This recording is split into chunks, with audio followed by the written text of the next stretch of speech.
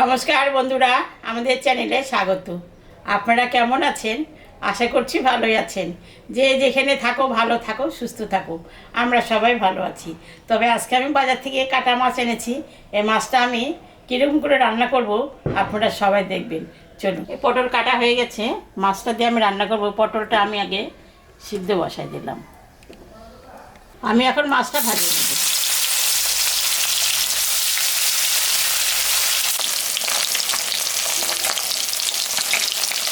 আমি পটলটা সিদ্ধ বসাই দিয়েছি। ওখানে গরম জলে আমি পেঁয়াজ, তারপরে টমেটো আর ধনেপাতা দিয়ে দিলাম।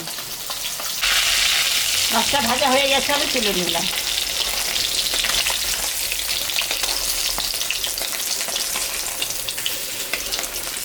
মাছ ভাজা তেলের উপরে আমি শুকনো লঙ্কা, জিরা, সম্বরা দিয়ে দিলাম। এখন আমি ঝোলের মশলাটা একটু ভাজে নিব। ওখানে আদা, জিরা, শুকনো লঙ্কা, ধনা সব এখানে রাখা।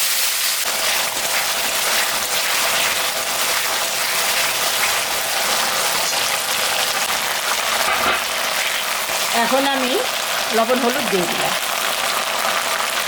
ঝোলটা তো ওখানে ফুটতেছে সব কিছু। এই ঝোলটা আমি সম্বরা দেবো। মশলাটা একটু ভাজে নিই। এখন আমি এই সবজিটা সম্বরা দেব। মাছটা দিয়ে দিলাম। ঢাকাটা দিয়ে দিলাম। 5 মিনিট মাছটা দিয়ে ফুটুক, তারপরে নামাই দিলাম। 5 মিনিট হয়ে গেছে, ঢাকাটা আমি তুলে নিলাম। ঝোলটা হয়ে গেছে, আমি এখন নামিয়ে দিই।